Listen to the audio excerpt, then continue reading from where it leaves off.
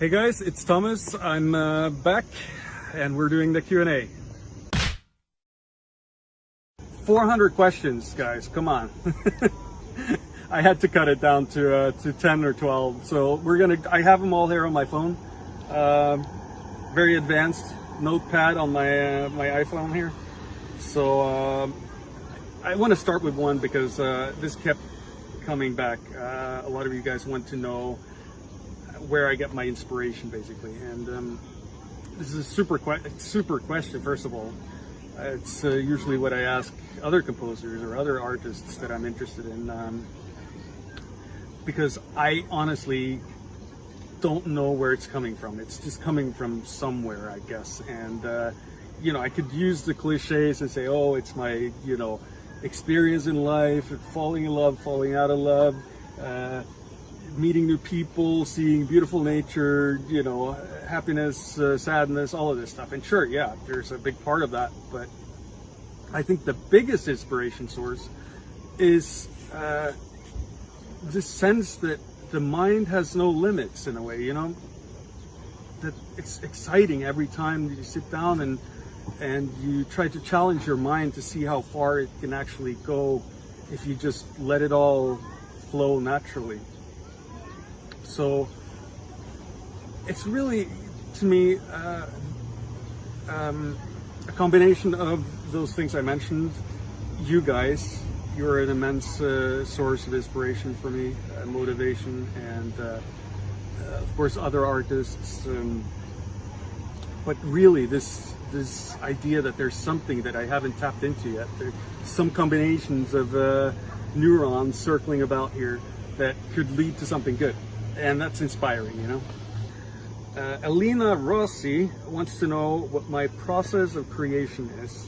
And this is also a difficult question, but a good one, because it's a very strange one. It's basically just my routine is sitting down at the computer, having a banter with Cubase, because Cubase, we have a very difficult relationship with Cubase and I.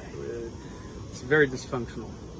It's like I wake up in the morning. It's like a dog waiting there in the morning to be fed, and it's like all excited and it's staring at you, and it's happy to see you, but it's like at the same time it's not. It wants something from you, and you just sit down and you're like, how did I do this last time, And it's like I see lines on the screen, I see buttons that I already forgot what meant, and I start pushing things, and all of a sudden, okay, well, wait a minute, it's coming back to me now. Right.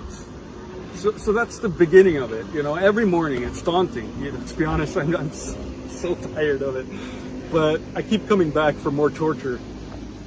But you really, as an artist, you're at the mercy of your creative brain, and if it's not happening, it's not happening. You just might as well just call it quits. But yeah, that's my process, I would say. Beyond that, once you're in the actual composition process, it's more seamless, I guess. I just space out and I'm not even thinking about what I'm doing. I'm just, it just gets done somehow. No food, no water, no breaks, no phones. I think that's the key.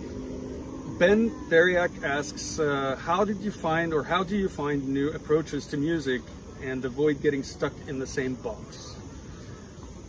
Well, there is no box, really. I mean, this box is just something we create, right? I mean, it might sound cliche, but it's actually true, because the whole world is random. At least it seems very random to me, and you can put all these beautiful things together in any way you want. So already, you're not limited.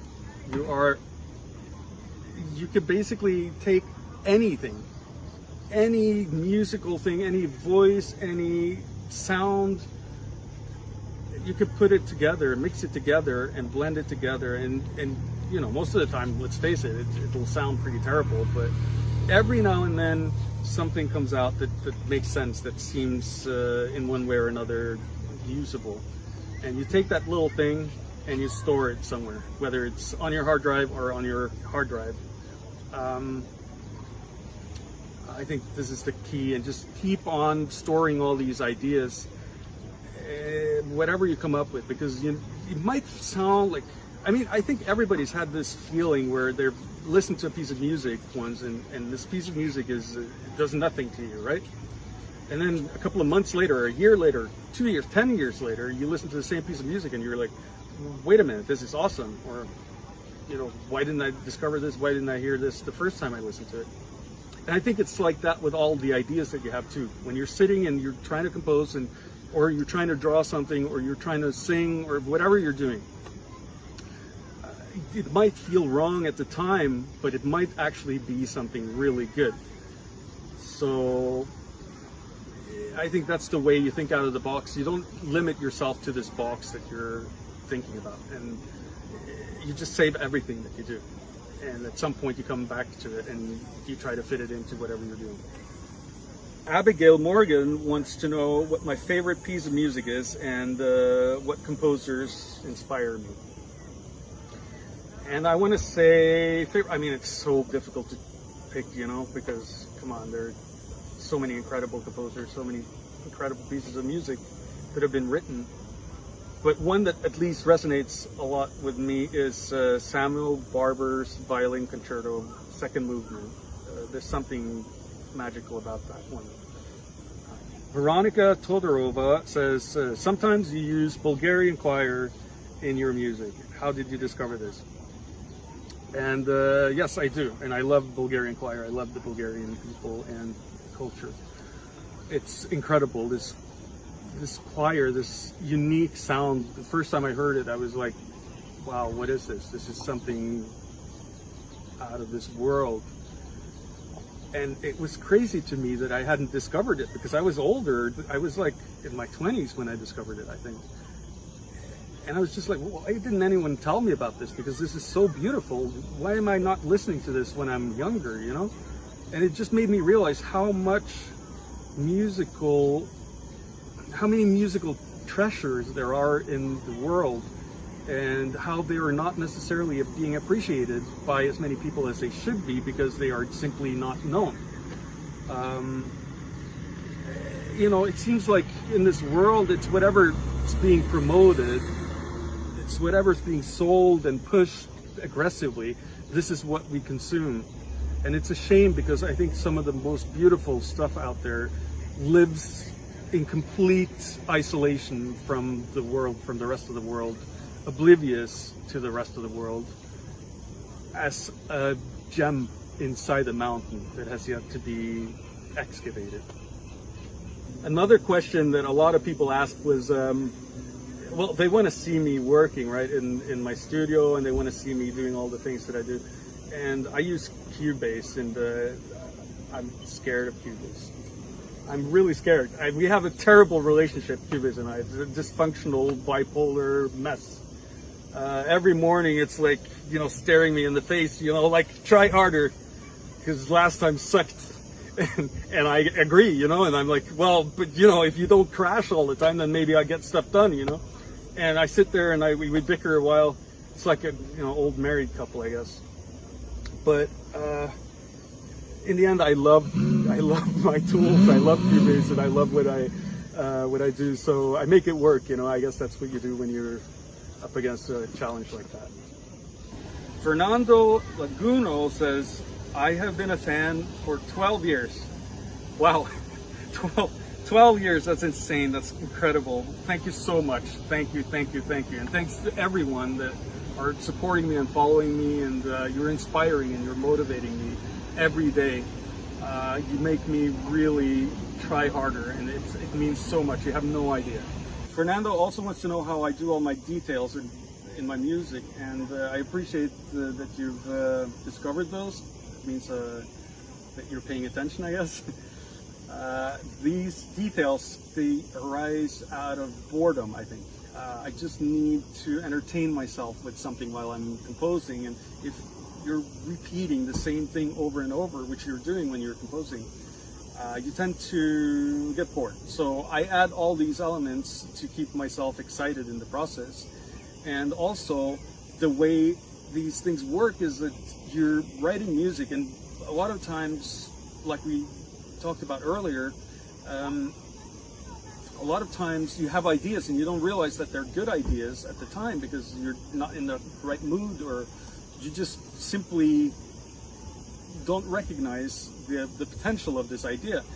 So I save everything that I'm doing and I put them aside, and then whenever I have something that takes me a little further in the composition, I let that idea drive me, and then I come back to the ideas that I already saved, and I try to work them in, like sort of like a puzzle, a mental game, a brain challenge. And this inevitably adds a lot of color, a lot of complexity, a lot of interesting elements, and it's a mathematical piece at that point, which I quite enjoy doing, and I guess it's just it's a natural part of the process for me. Caleb Jablonski wants to know what the biggest complexity was when writing humanity. And the biggest complexity, the biggest thing I'm battling every time I'm doing something is just staying focused, you know, not getting distracted by people around me, phones going off, loud noises, TVs, all. I need to be in this isolated space, and not just for the half day that it takes to, you know, complete a thought. Just continuously for months and months and months. No sunshine, no people, no friends, no family, no food, no water. I mean, it's the only way to do it for me. And of course, that's a challenge because it's not a healthy way to live, but it's at the same time, it's the only way for me to get this done. Yeah, I guess that's the biggest challenge. I mean, the rest is just piecing everything together in a way that makes sense and in a way that's actually true to the format and style and theme and idea and concept of the entire series. So hopefully when you hear the last chapter and all the ones preceding it, you will see that I spent a lot of time trying to make everything fit together in a coherent mess. Okay, last one because it's getting dark here. Jörg Leopard asks, did you work with Hans Zimmer and what did you learn? And yes, I did work with Hans. I had the privilege of working with Hans on one of the Pirates of the Caribbean movies and a few other things. But anyway, what I realized is that Hans works as hard as the hardest working person you'll ever know.